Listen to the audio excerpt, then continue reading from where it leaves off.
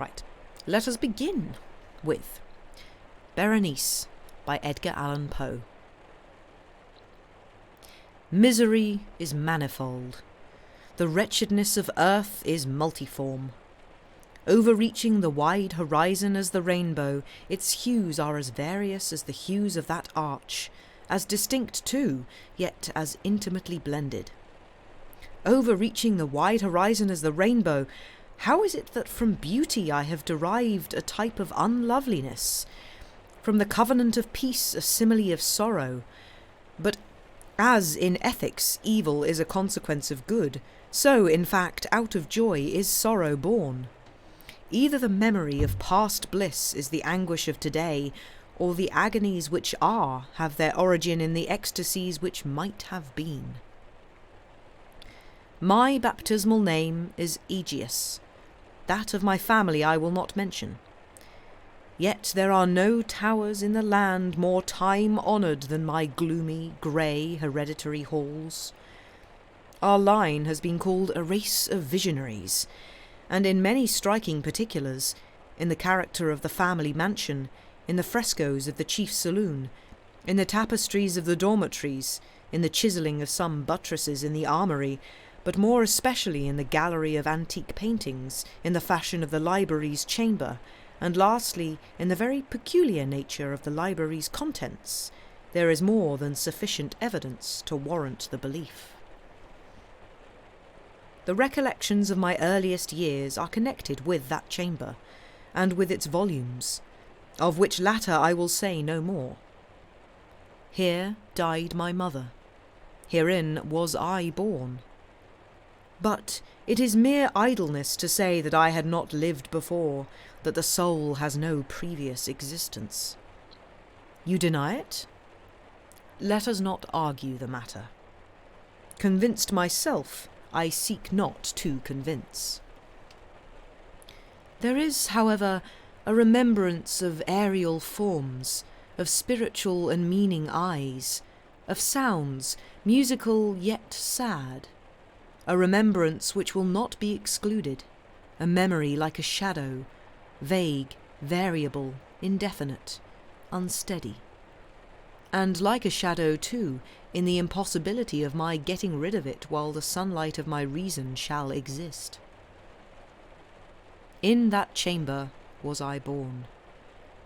Thus awaking from the long night of what seemed but was not nonentity, at once into the very regions of fairyland, into a palace of imagination, into the wild dominions of monastic thought and erudition, it is not singular that I gazed around me with a startled and ardent eye, that I loitered away my boyhood in books, and dissipated my youth in reverie.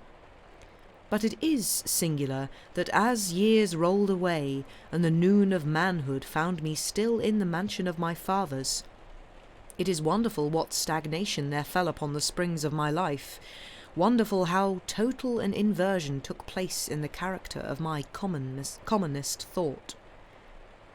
The realities of the world affected me as visions, and as visions only, while the wild ideas of the land of dreams became, in turn, not the material of my everyday existence, but in very deed that existence utterly and solely in itself. Berenice and I were cousins, and we grew up together in my paternal halls. Yet differently we grew. I, ill of health and buried in gloom, she, agile, graceful, and overflowing with energy. Hers the ramble on the hillside, mine the studies of the cloister.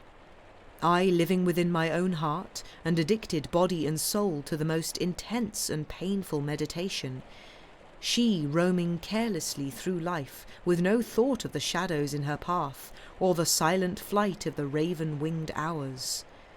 Berenice! I call upon her name. Berenice! And from the grey ruins of memory 1,000 tumultuous recollections are startled at the sound. Ah! Vividly is her image before me now, as in the early days of her light-heartedness and joy. Oh, gorgeous yet fantastic beauty! Oh, sylph amid the shrubberies of Arnheim! O naiad among its fountains! And then all is mystery and terror, and a tale which should not be told. Disease, a fatal disease, fell like the simoon upon her frame, and even while I gazed upon her, the spirit of change swept over her, pervading her mind, her habits, and her character, and in a manner the most subtle and terrible, disturbing even the identity of her person. Alas, the destroyer came and went, and the victim, where was she? I knew her not, or knew her no longer as Berenice. Among the numerous train of maladies superinduced by that fatal and primary one which effected a revolution of so horrible a kind in the moral and physical being of my cousin, may be mentioned as the most distressing and obstinate in its nature, a species of epilepsy not infrequently terminating in trance itself, trance very nearly resembling positive dissolution, and from which her manner of recovery was, in most instances, startlingly abrupt.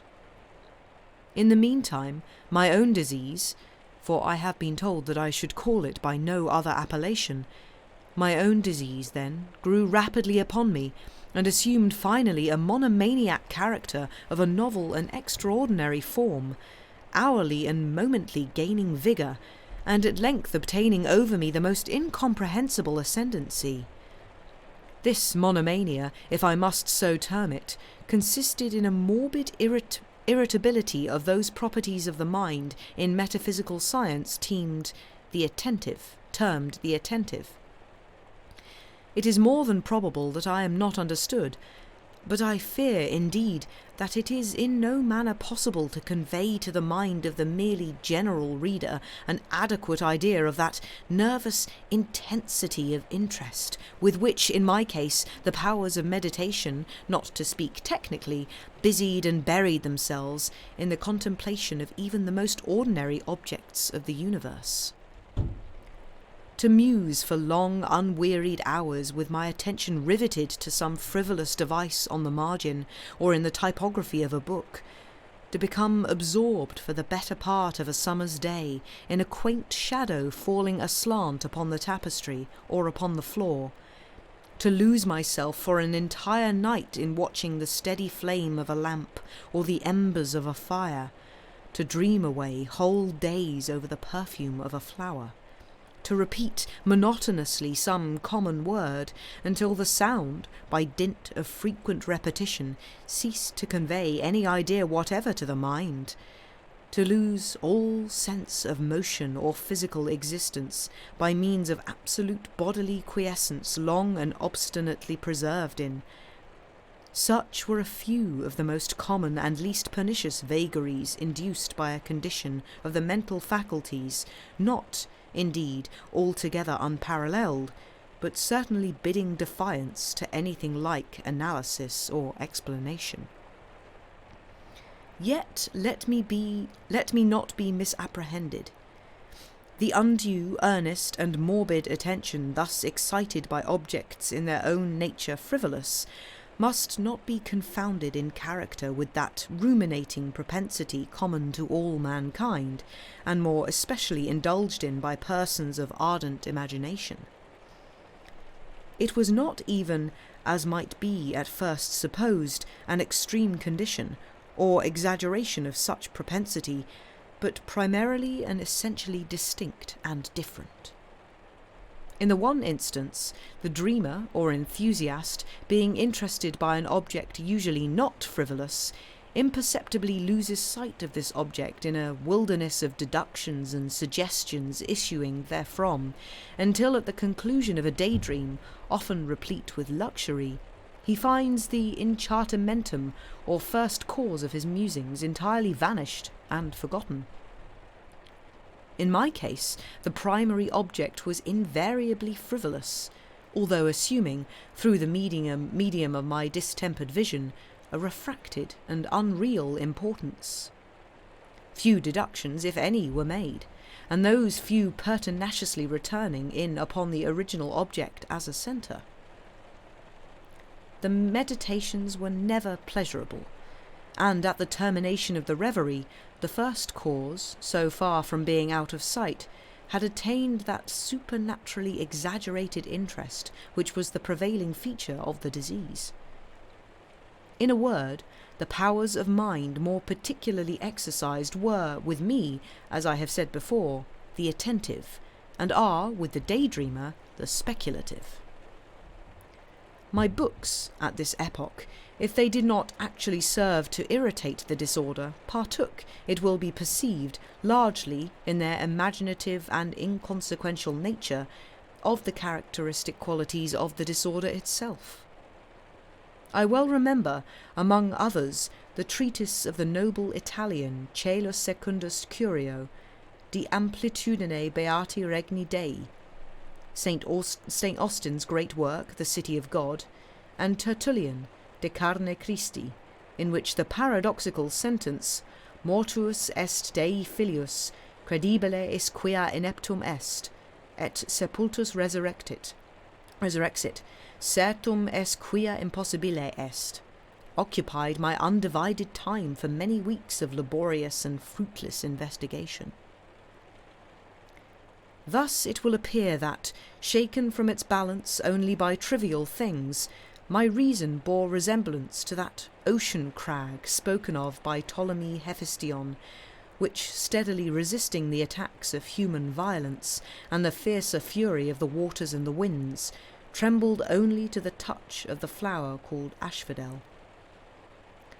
And although, to a careless thinker, it might appear a matter beyond doubt that the alteration produced by her unhappy malady in the moral condition of Berenice would afford me many objects for the exercise of that intense and abnormal meditation whose nature I have been at some trouble in explaining, yet such was not in any degree the case. In the lucid intervals of my infirmity, her calamity indeed gave me pain, and taking deeply to heart that total wreck of her fair and gentle life, I did not fail to ponder frequently and bitterly upon the wonder-working means by which so strange a revolution had been so suddenly brought to pass. But these reflections partook not of the idiosyncrasy of my disease, and were such as would have occurred, under similar circumstances, to the ordinary mass of mankind.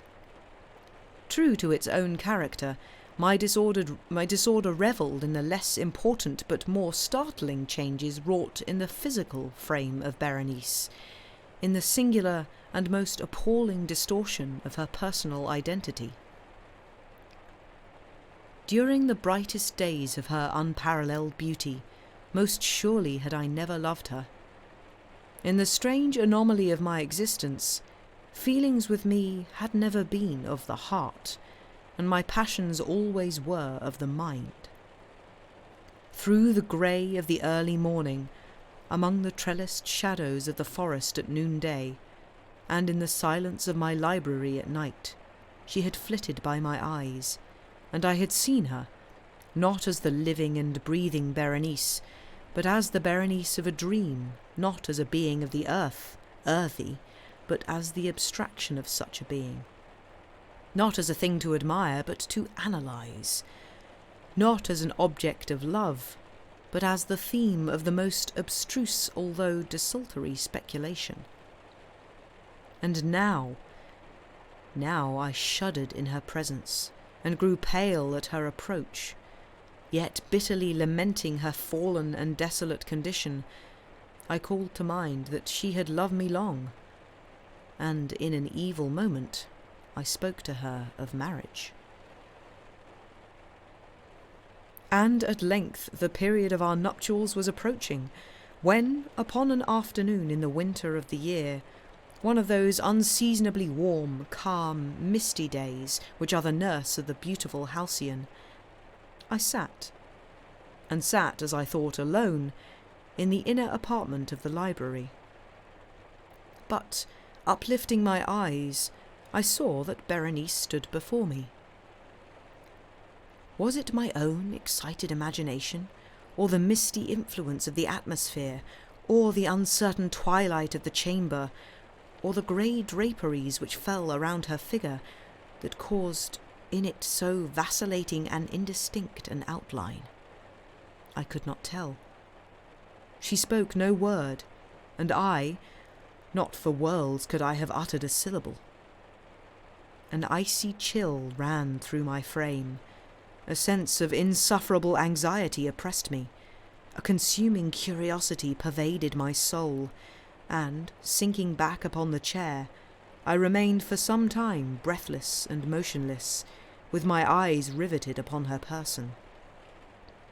Alas, its emaciation was excessive, and not one vestige of the former being lurked in any single line of the contour.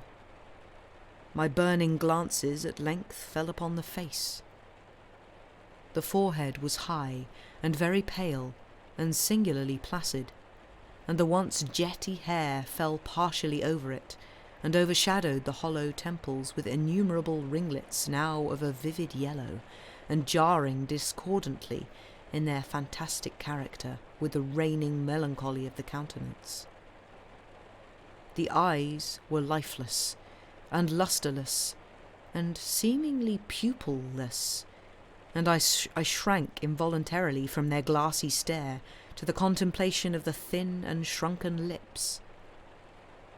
They parted, and in a smile of peculiar meaning, the teeth of the changed Berenice disclosed themselves slowly to my view. Would to God that I had never beheld them, or that having done so I had died. The shutting of a door disturbed me, and, looking up, I found that my cousin had departed from the chamber. But from the disordered chamber of my brain had not, alas, departed, and would not be driven away, the white and ghastly spectrum of the teeth. Not a speck on their surface, not a shade on their enamel, not an indenture in their edges. But what that period of her smile had sufficed to brand in upon my memory. I saw them now even more unequivocally than I beheld them then.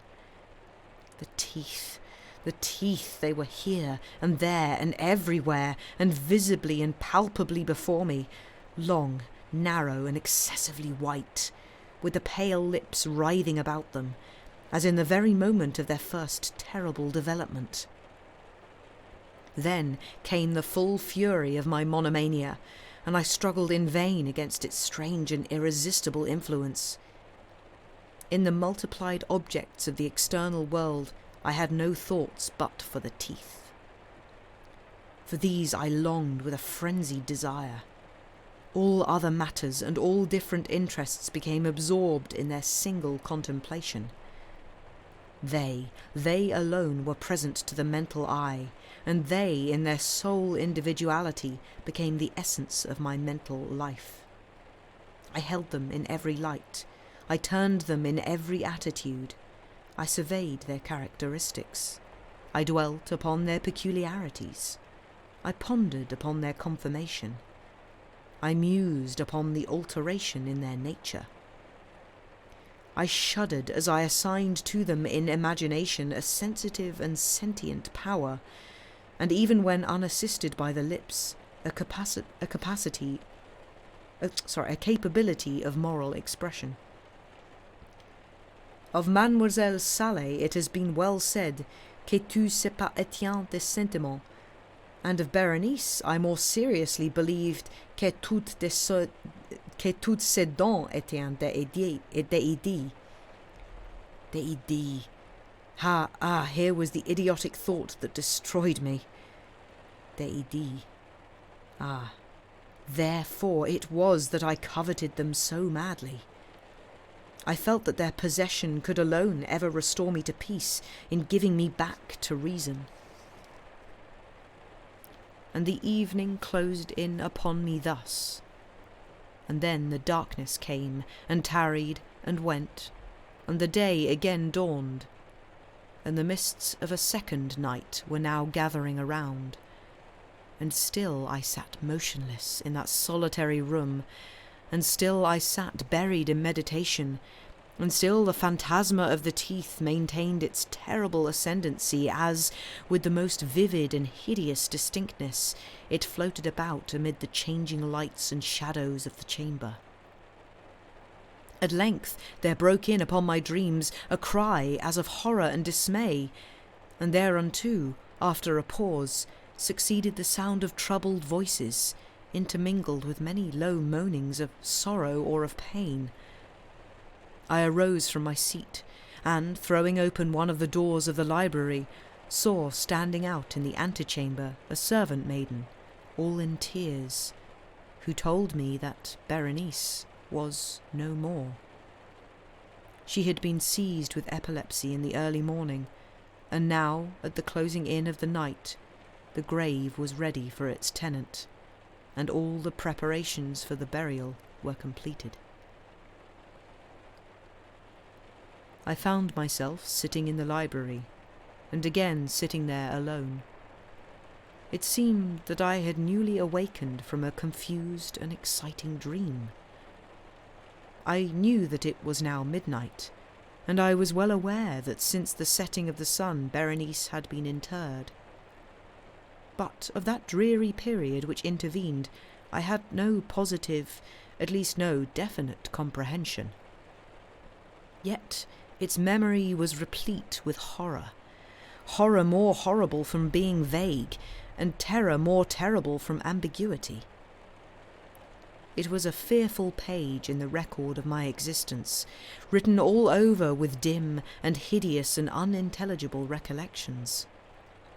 I strived to decipher them, but in vain, while ever and anon, like the spirit of a departed sound, the shrill and piercing shriek of a female voice seemed to be ringing in my ears. I had done a deed. What was it? I asked myself the question aloud, and the whispering echoes of the chamber answered me. What was it? On the table beside me burned a lamp, and near it lay a little box. It was of no remarkable character, and I had seen it frequently before, for it was the property of the family physician.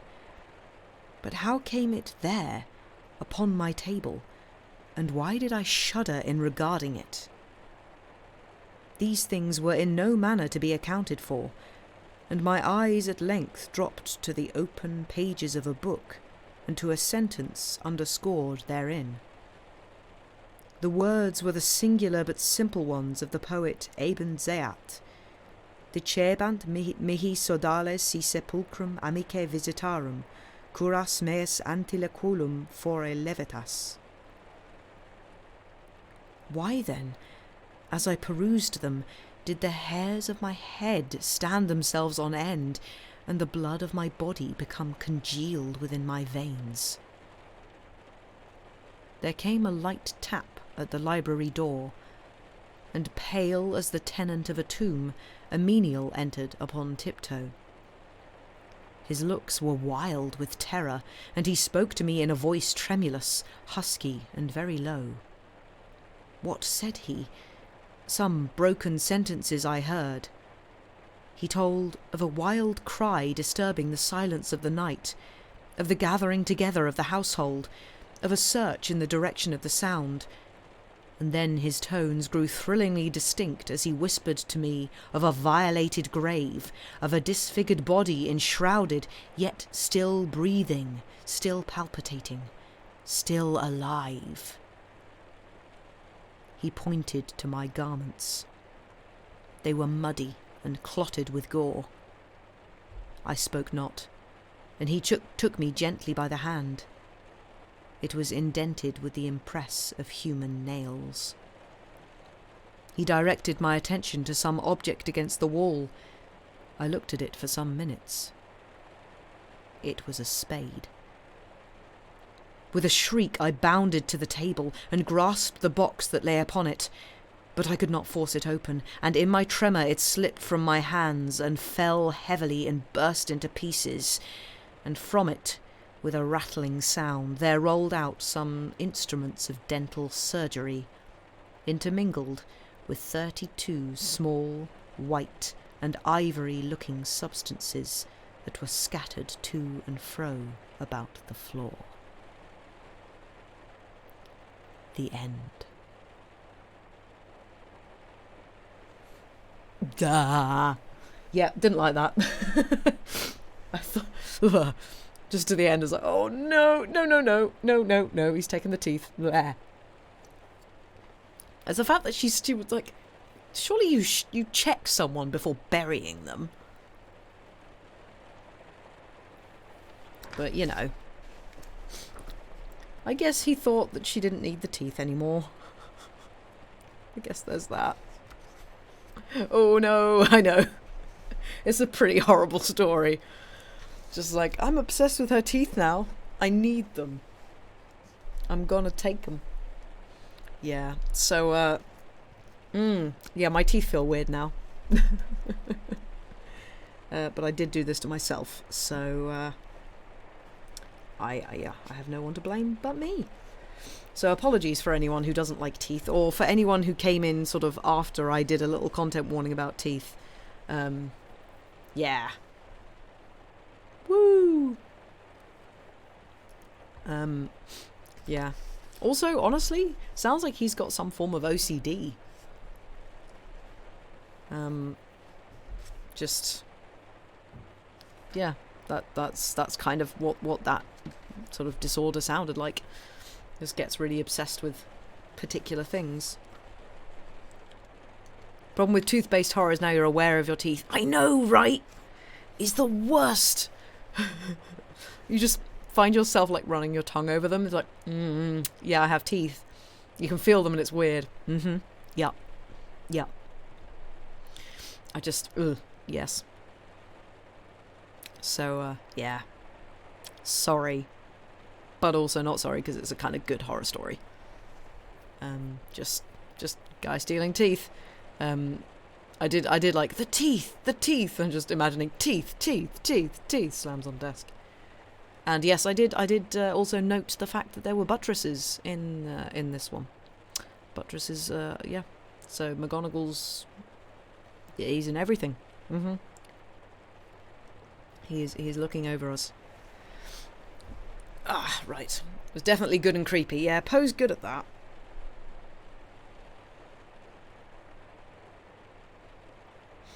Well, that's interesting. So, I'm going to read another Poe story now, which is a slightly shorter one, called The Telltale Heart, which, if I am correct, is quite a well-known one. The title certainly rings a bell.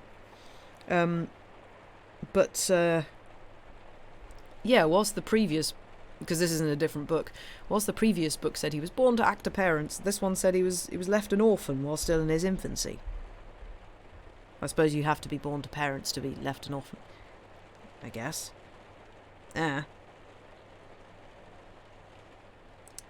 Oh, yeah. He didn't really have a good life, did he? Just a bit of a troubled chap, really. Right. Let me take a swig of my water. Also, apologies if you heard any, like, closing doors loudly or other extraneous noises during that. People are being loud tonight, apparently. Oh, joys. But yes. Let us now continue with some more cheerful stories. And read The Telltale Heart by Edgar Allan Poe. True. Nervous, very, very dreadfully nervous I had been and am, but why will you say that I am mad? The disease had sharpened my senses, not destroyed, not dulled them. Above all was the sense of hearing acute. I heard all things in the heaven and in the earth. I heard many things in hell. How then am I mad? Hearken and observe how healthily, how calmly I can tell you the whole story. It is impossible to tell how first the idea entered my brain, but once conceived, it haunted me day and night. Object there was none, Passion there was none. I loved the old man. He had never wronged me. He had never given me insult. For his gold I had no desire. I think it was his eye. Yes, it was this. One of his eyes resembled that of a vulture, a pale blue eye with a film over it. Whenever it fell upon me, my blood ran cold. And so, by degrees, very gradually, I made up my mind to take the life of the old man, and thus rid myself of the eye for ever. Now, this is the point. You fancy me mad. Madmen know nothing. But you should have seen me. You should have seen how wisely I proceeded, with what caution, with what foresight, with what dissimulation I went to work. I was never kinder to the old man than during the whole week before I killed him. And every night, about midnight, I turned the latch of his door and opened it, oh so gently. And then, when I had made an opening sufficient for my head, I put in a dark lantern, all closed so that no light shone out, and then I thrust in my head. Oh, you would have laughed to see how cunningly I thrust it in. I moved it slowly, very, very slowly, so that I might not disturb the old man's sleep.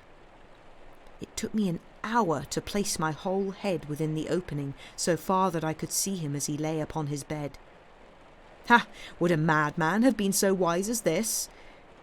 And then, when my head was well in the room, I undid the lantern cautiously. Oh, so cautiously. Cautiously, for the hinges creaked. I undid it just so much that a single thin ray fell upon the vulture eye. And this I did for 7 long nights, every night just at midnight, but I found the eye always closed, and so it was impossible to do the work, for it was not the old man who vexed me, but his evil eye. And every morning, when the day broke, I went boldly into the chamber and spoke courageously to him, calling him by name in a hearty tone, and inquiring how he had passed the night.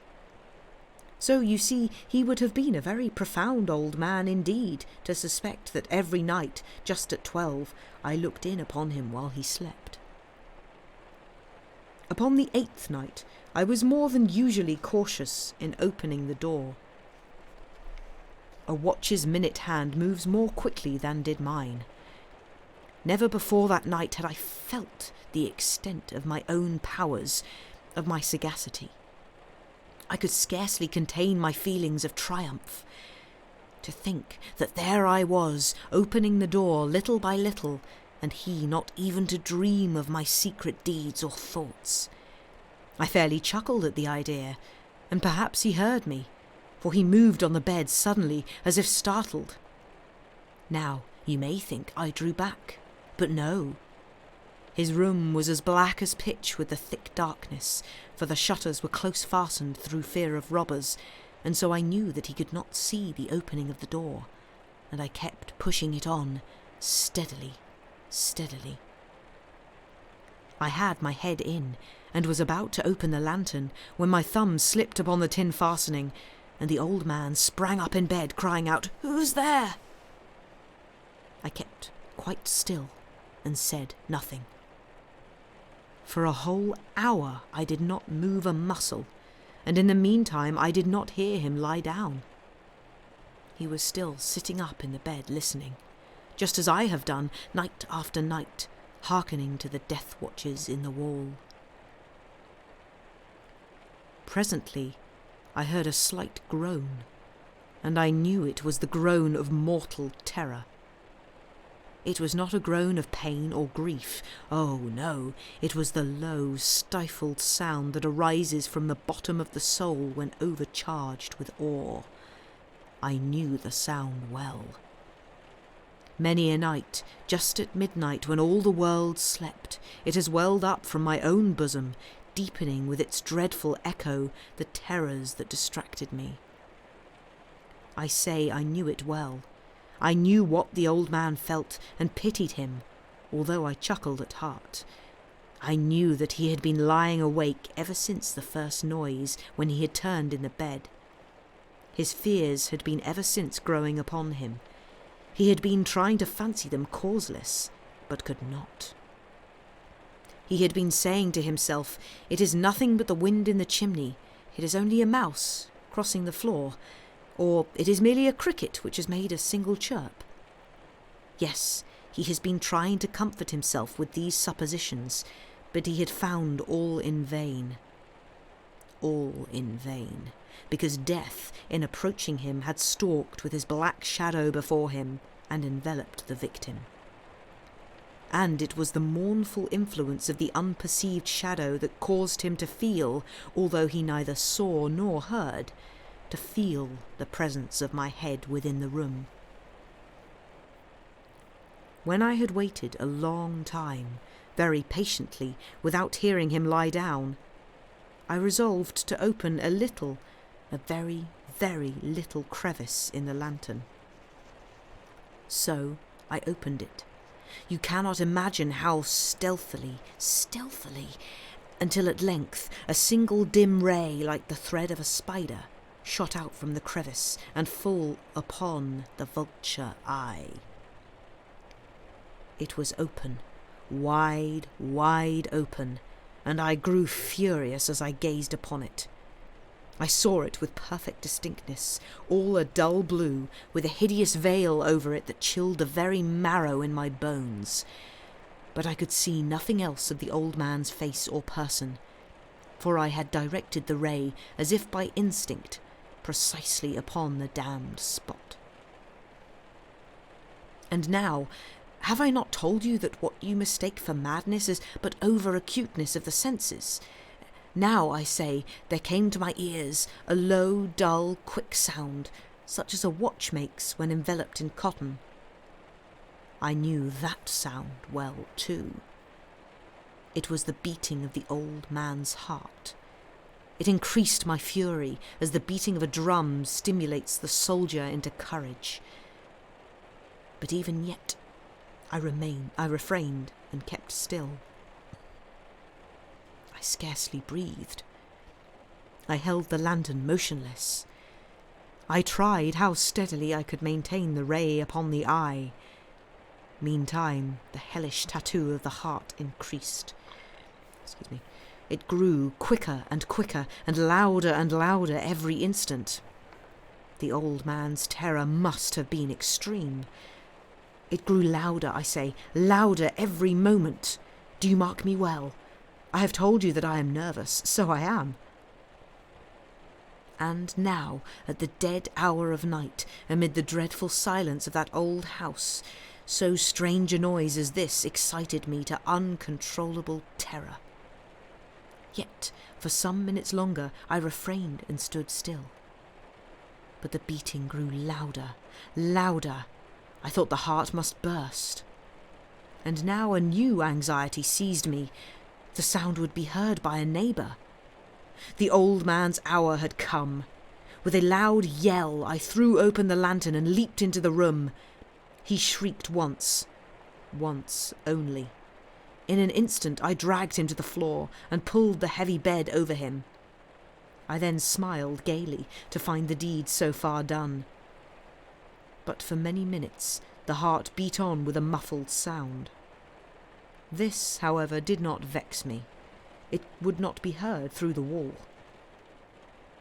At length it ceased. The old man was dead. I removed the bed and examined the corpse.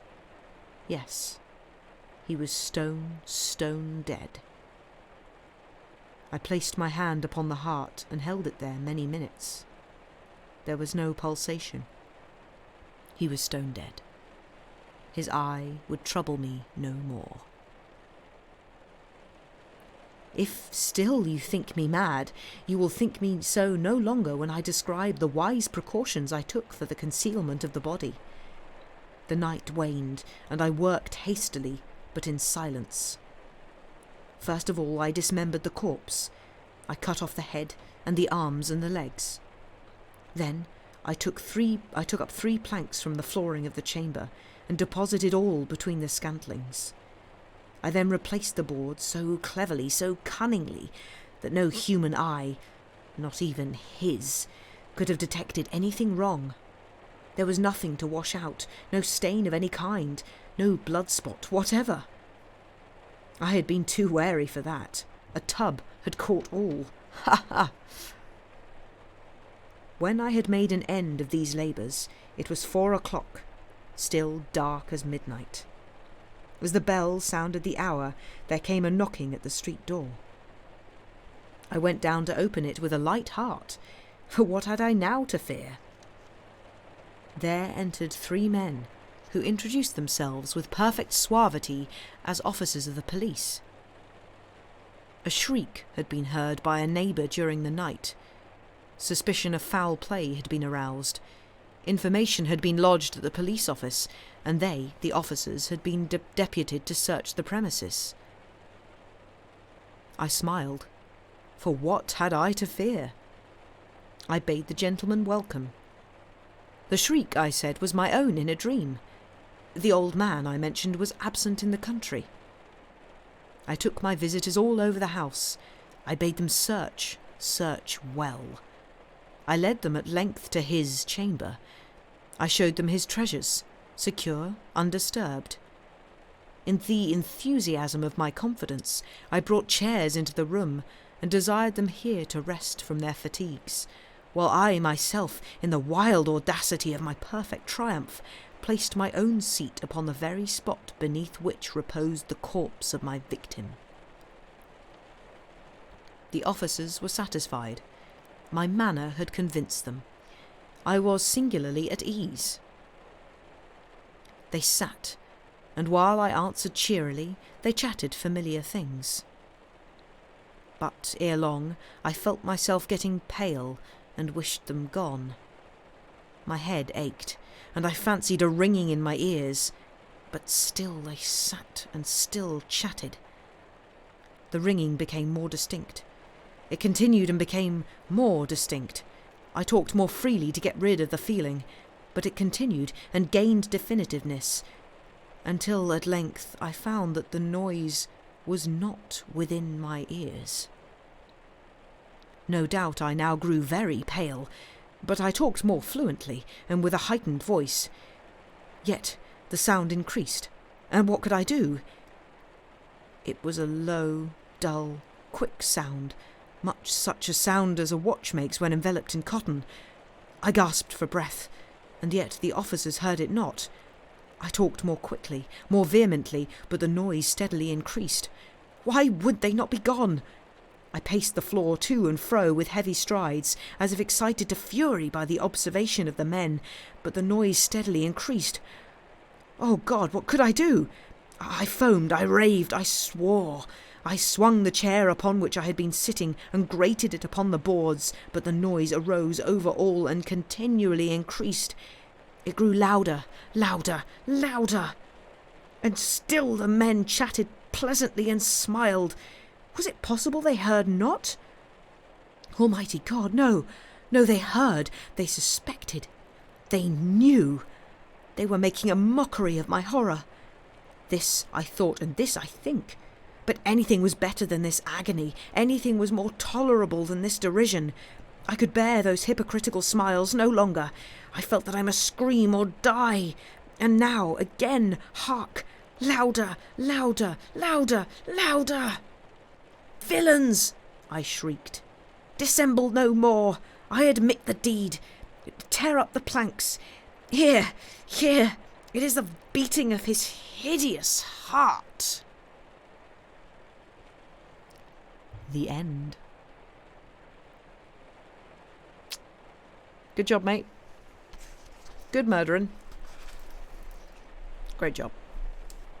So, don't murder, I think, is the general mood of that. GG. Yeah, I love he just keeps on saying, I'm not mad, I'm fine, everything's fine. I killed a guy, but I'm fine. I was fine because I was annoyed about his eye. So I killed him. It was not him. It was fine with him. Just his eye. Definitely not mad. Definitely not mad t-shirt is raising a lot of questions already answered by my definitely not mad t-shirt. Nice. Yeah, very much those kinds of vibes. Yeah, Poe was a bit of a... He was a bit screwed up, wasn't he? Bless him. But yes, shall we go to a break? Let us go to a break. Go to break-related things, and we will see you back in about 5 minutes. Bye for now.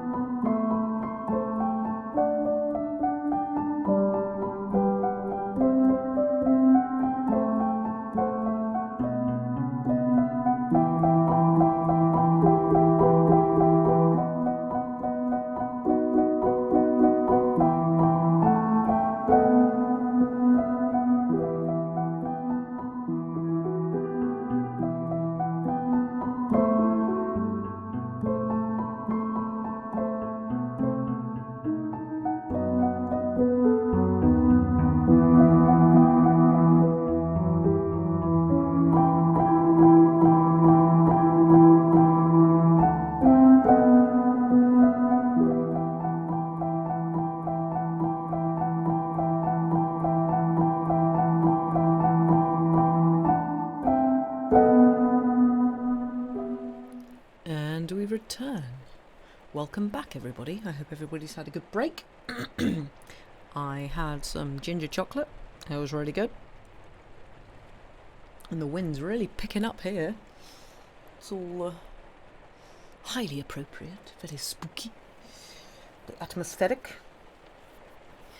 But yes, I hope you enjoyed those two. Enjoyed. Maybe enjoyed's the wrong word for such morbid stories.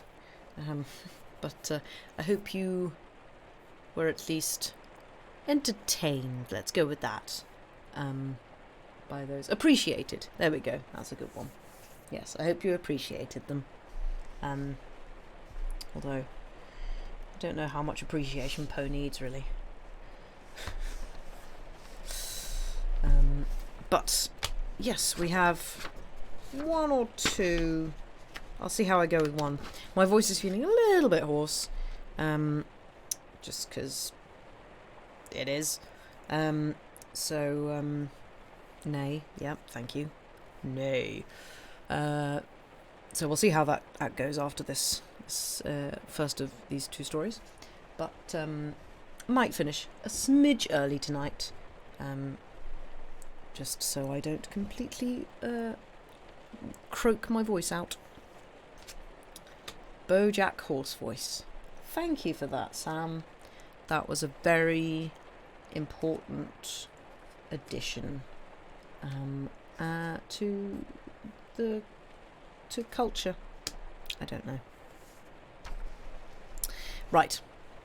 Shall we continue? Let's continue with more. Is this spooky? This is kind of spooky. It's very funny to me, and that's what you and that's what matters. Oh, that's the case with all of your jokes. Mainly only you. Sorry, I'm sassing you. I apologise. Right. Yes. Let us continue. So these are really good. These little biographies in the mammoth book of stuff, ghost things, and thrillers. This one's quite good. Ambrose Bierce is Bierce, Bierce, is the author. An American, saw service in the Civil War. He struggled with poverty and against an inadequate education to become a highly paid writer employed by the famous Hearst Press. In 1914, he disappeared mysteriously. Bierce deliberately chose as a medium for his genius the short story, generally of the macabre and terrifying kind, so I guess we'll have to read more of his stuff. His gift for terseness and depth is illustrated in this story. I like that. It's a gift for terseness. Terseness isn't usually a good thing.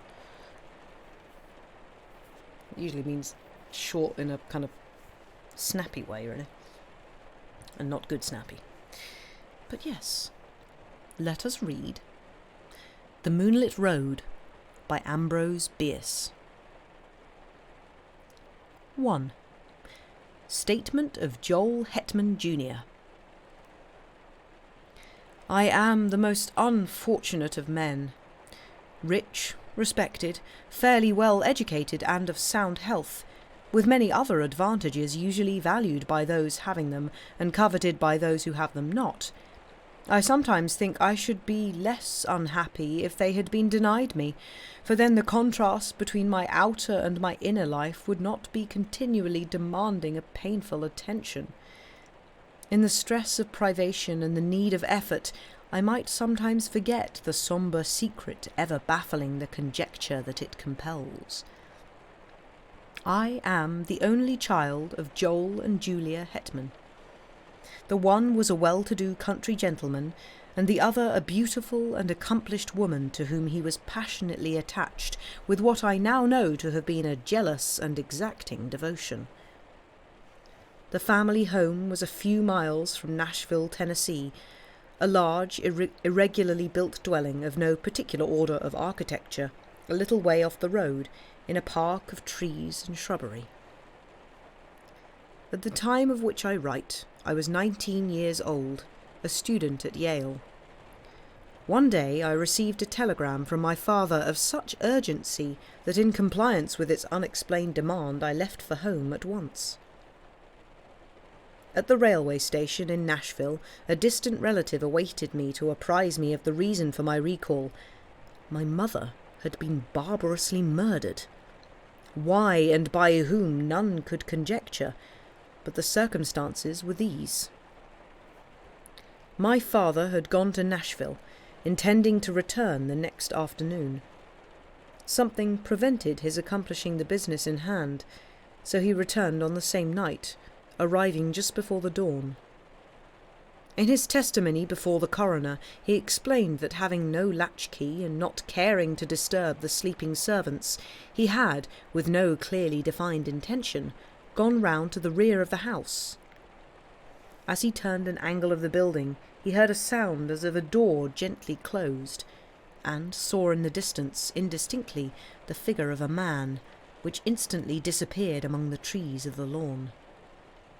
A hasty pursuit and brief search of the grounds in the belief that the trespasser was someone secretly visiting a servant proving fruitless, he entered at the unlocked door and mounted the stairs to my mother's chamber. Its door was open, and stepping into black darkness he fell headlong over some heavy object on the floor. I may spare myself the details.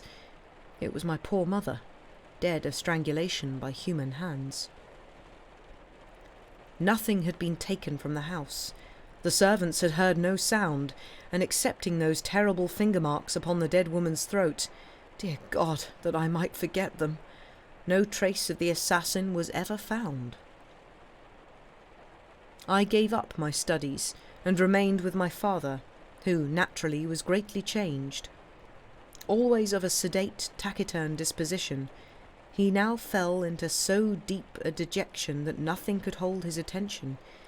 Yet anything, a footfall, the sudden closing of a door, aroused in him a fitful interest. One might have called it an apprehension. At any small surprise of the senses he would start visibly and sometimes turn pale, then relapse into a melancholy apathy deeper than before. I suppose he was what is called a nervous wreck. As to me, I was younger then than now. There is much in that. Youth is Gilead, in which is balm for every wound. Ah, that I might again dwell in that enchanted land. Unacquainted with grief, I knew not how to appraise my bereavement. I could not rightly estimate the strength of the stroke. One night, a few months after the dreadful event, my father and I walked home from the city. The full moon was about 3 hours above the eastern horizon. The entire countryside had the solemn stillness of a summer night. Our footfalls and the ceaseless song of the Cataids were the only sound, aloof. Black shadows of bordering trees lay athwart the road, which, in the short reaches between, gleamed a ghostly white. As we approached the gate to our dwelling, whose front was in shadow, and in which no light shone, my father suddenly stopped and clutched my arm, saying hardly above his breath, God, what is that?" "I hear nothing," I replied. But see, he said, pointing along the road directly ahead. I said, "Nothing is there. Come, father, let's go in. You are ill." He had released my arm and was standing rigid and motionless in the centre of the illuminated roadway, staring like one bereft of sense. His face in the moonlight showed a pallor and fixity inexpressibly distressing. I pulled gently at his sleeve, but he had forgotten my existence. Presently he began to retire backward, step by step, never for an instant removing his eyes from what he saw, or thought he saw. I turned half round to follow, but stood irresolute. I do not recall any feeling of fear, unless a sudden chill was its physical manifestation. It seemed as if an icy wind had touched my face and enfolded my body from head to foot. I could feel the stir of it in my hair. At that moment my attention was drawn to a light that suddenly streamed from an upper window of the house. One of the servants, awakened by what mysterious premonition of evil who can say, and in obedience to an impulse that she was never able to name, had lit a lamp. When I turned to look for my father, he was gone. And in all the years that have passed, no whisper of his fate has come across the borderland of conjecture from the realm of the unknown. 2. Statement of Caspar Grattan. Today I am said to live. Tomorrow, here in this room, will lie a senseless shape of clay that all too long was I. If anyone lift the cloth from the face of that unpleasant thing, it will be in gratification of a mere morbid curiosity. Some, doubtless, will go further and inquire, who was he? In this writing I supply the only answer that I am able to make. Caspar Grattan. Surely that should be enough. The name has served my small need for more than 20 years of a life of unknown length. True, I gave it to myself, but lacking another, I had the right. In this world one must have a name. It prevents confusion, even when it does not establish identity. Some, though, are known by numbers, which also seem inadequate distinctions. One day, for illustration, I was passing along a street of a city, far from here, when I met 2 men in uniform, one of whom, half pausing and looking curiously into my face, said to his companion, "That man looks like 767. Something in the number seemed familiar and horrible. Moved by an uncontrollable impulse, I sprang into a side street and ran until I fell exhausted in a country lane.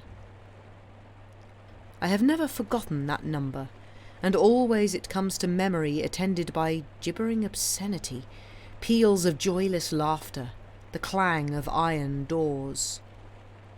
So I say, a name, even if self-bestowed, is better than a number. In the register of the potter's field I shall soon have both. What wealth! Of him who shall find this paper I must beg a little consideration. It is not the history of my life.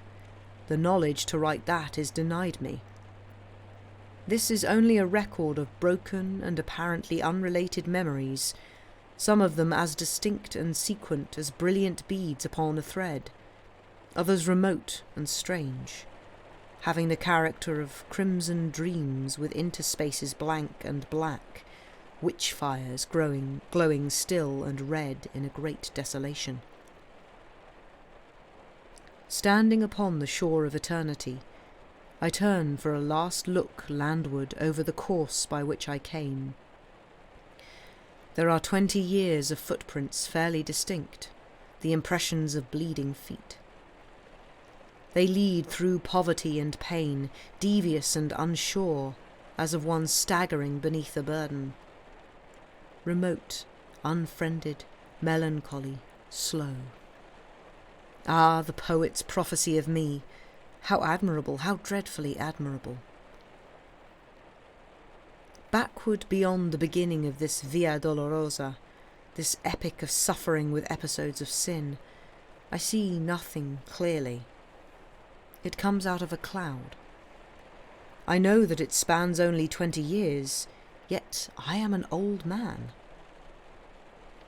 One does not remember one's birth, one has to be told. But with me it was different. Life came to me full-handed and dowered me with all my faculties and powers. Of a previous existence I know no more than others, for all have stammering intimations that may be memories and may be dreams.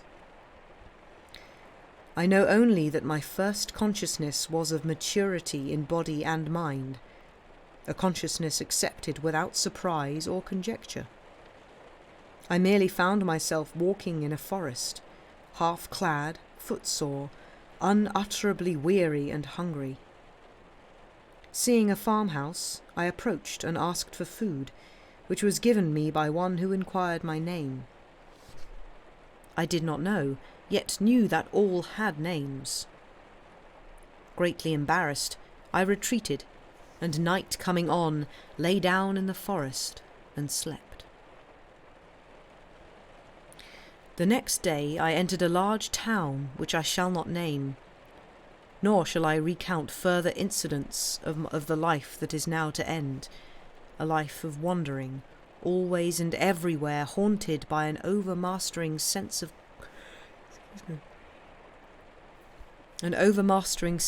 crime in punishment of wrong, and of terror in punishment of crime. Let me see if I can reduce it to narrative. I seem once to have lived near a great city, a prosperous planter, married to a woman whom I loved and distrusted. We had, it sometimes seems, one child, a youth of brilliant parts and promise.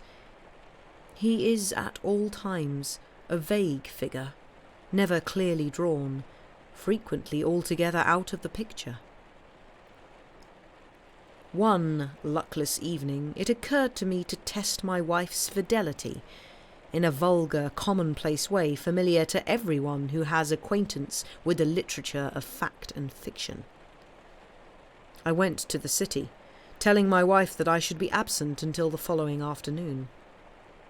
But I returned before daybreak and went to the rear of the house, purposing to enter by a door with which I had secretly so tampered that it would seem to lock, yet not actually fasten.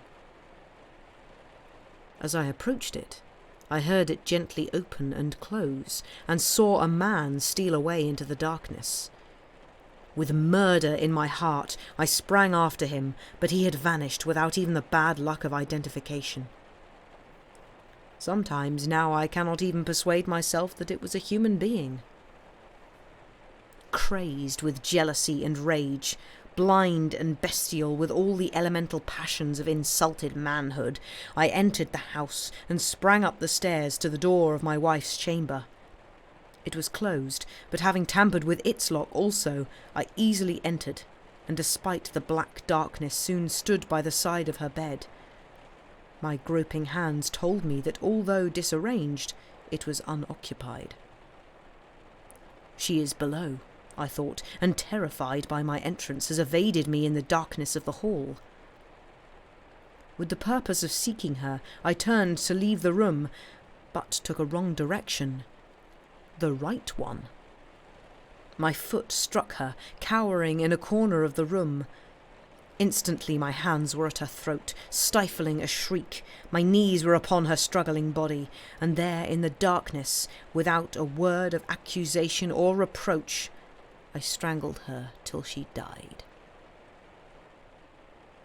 There ends the dream. I have related it in the past tense, but the present would be the fitter form, for again and again the sombre tragedy reenacts itself in my consciousness. Over and over I lay the plan, I suffer the confirmation, I redress the wrong. Then all is blank, and afterward the rains beat against the grimy window panes, or the snows fall upon my scant attire. The wheels rattle in the squalid streets where my life lies in poverty and mean employment. If there is ever sunshine, I do not recall it. If there are birds, they do not sing. There is another dream, another vision of the night. I stand among the shadows in a moonlit road. I am aware of another presence, but whose I cannot rightly determine. In the shadows of a great dwelling I catch the gleam of white garments. Then the figure of a woman confronts me in the road. My murdered wife. There is death in the face. There are marks upon the throat. The eyes are fixed on mine with an infinite gravity which is not reproach, nor hate, nor menace, nor anything less terrible than recognition. Before this awful apparition I retreat in terror, a terror that is upon me as I write. I can no longer rightly shape the words. See, they... Now I am calm, but truly there is no more to tell. The incident ends where it began, in darkness and in doubt. Yes, I am again in control of myself, the captain of my soul. But that is not respite. It is another stage and phase of expiation. My penance, constant in degree, is mutable in kind. One of its variants is tranquillity. After all, it is only a life sentence. To hell for life, that is a foolish penalty. The culprit chooses the duration of his punishment. Today my term expires. To each and all, the peace that was not mine. 3. Statement of the late Julia Hetman through the medium Berenice. I had retired early and fallen almost immediately into a peaceful sleep, from which I awoke with that indefinable sense of peril which is, I think, a common experience in that other, earlier life. Of its unmeaning character, too, I was entirely persuaded, yet that did not banish it. My husband, Joel Hetman, was away from home. The servants slept in another part of the house. But these were familiar conditions. They had never before distressed me. Nevertheless, the strange terror grew so insupportable that, conquering my reluctance to move, I sat up and lit the lamp at my bedside. Contrary to my expectation, this gave me no relief. The light seemed rather an added danger, for I reflected that it would shine out under the door, disclosing my presence to whatever evil thing might lurk outside. You that are still in the flesh, subject to horrors of the imagination, think what a monstrous fear that must be which seeks in darkness security from malevolent existences of the night. That is to spring to close quarters with an unseen enemy, the strategy of despair. Extinguishing the lamp, I pulled the bedclothing about my head, and lay, trembling and silent, unable to shriek, forgetful to pray. In this pitiable state I must have lain for what you call hours. With us there are no hours, there is no time. At last it came, a soft, irregular sound of footfalls on the stairs. They were slow, hesitant, uncertain, as of something that did not see its way. To my disordered reason all the more terrifying for that, as the approach of some blind and mindless malevolence to which there is no appeal. I even thought that I must have left the hall lamp burning, and the groping of this creature proved it a monster of the night. This was foolish and inconsistent with my previous dread of the light, but what would you have? Fear has no brains, it is an idiot.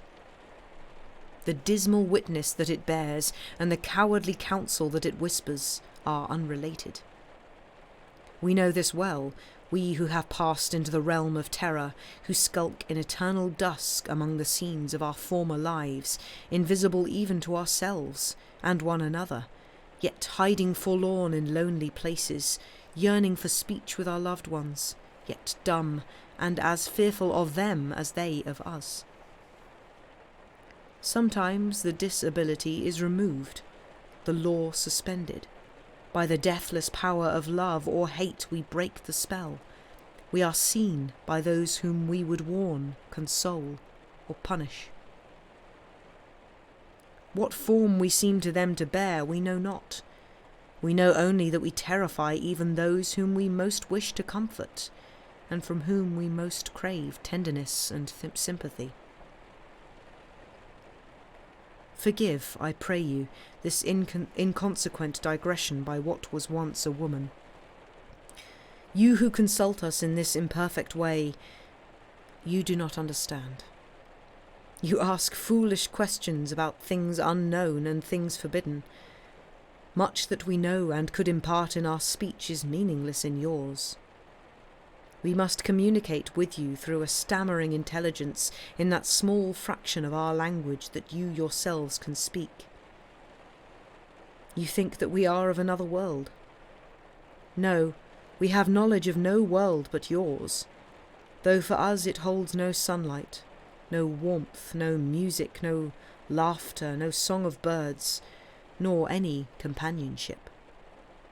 Oh God, what a thing it is to be a ghost, cowering and shivering in an altered world, a prey to apprehension and despair. No, I did not die of fright. The thing turned and went away. I heard it go down the stairs, hurriedly, I thought, as if itself in sudden fear. Then I rose to call for help. Hardly had my shaking hand found the doorknob when, merciful heaven, I heard it returning. Its footfalls as it remounted the stairs were rapid, heavy and loud. They shook the house. I fled to an angle of the wall and crouched upon the floor. I tried to pray. I tried to call the name of my dear husband. Then I heard the door thrown open. There was an interval of unconsciousness, and when I revived I felt a strangling clutch upon my throat, felt my arms feebly beating against something that bore me backward, felt my tongue thrusting itself from between my teeth. And then I passed into this life. No, I have no knowledge of what it was. The sum of what we knew at death is the measure of what we know afterward of all that went before. Of this existence we know many things, but no new light falls upon any page of that. In memory is written all of it that we can read. Here are no heights of truth overlooking the confused landscape of that dubitable domain. We still dwell in the valley of the shadow, lurk in its desolate places, peering from brambles and thickets at its mad, malign inhabitants. How should we have new knowledge of that fading past? What I am about to relate happened on a night. We know when it is night, for then you retire to your houses, and we can venture from our places of concealment to move unafraid about our old homes, to look in at the windows, even to enter and gaze upon your faces as you sleep. I had lingered long near the dwelling where I had been so cruelly changed to what I am, as we do while any that we love or hate remain. Vainly I had sought some method of manifestation, some way to make my continued existence and my great love and poignant pity understood by my husband and son. Always, if they slept, they would wake, or if in my desperation I dared approach them when they were awake, would turn toward me the terrible eyes of the living, frightening me by the glances that I sought from the purpose that I held.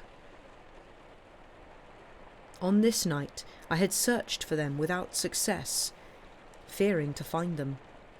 They were nowhere in the house, nor about the moonlit dawn. For, although the sun is lost to us forever, the moon, full-orbed or slender, remains to us. Sometimes it shines by night, sometimes by day, but always it rises and sets, as in that other life. I left the lawn and moved in the white light and silence along the road, aimless and sorrowing. Suddenly I heard the voice of my poor husband in exclamations of astonishment, with that of my son in reassurance and dissuasion, and there, by the shadow of a group of trees, they stood. Near, so near. Their faces were toward me, the eyes of the elder man fixed upon mine. He saw me. At last he saw me. In the consciousness of that, my terror fled as a cruel dream. The death spell was broken. Love had conquered law. Mad with exultation, I shouted. I must have shouted. He sees, he will understand. Then, controlling myself, I moved forward, smiling and consciously beautiful, to offer myself to his arms, to comfort him with endearments, and, with my son's hand in mine, to speak words that should restore the broken bonds between the living and the dead. But alas, alas, his face went white with fear. His eyes were as those of a hunted animal.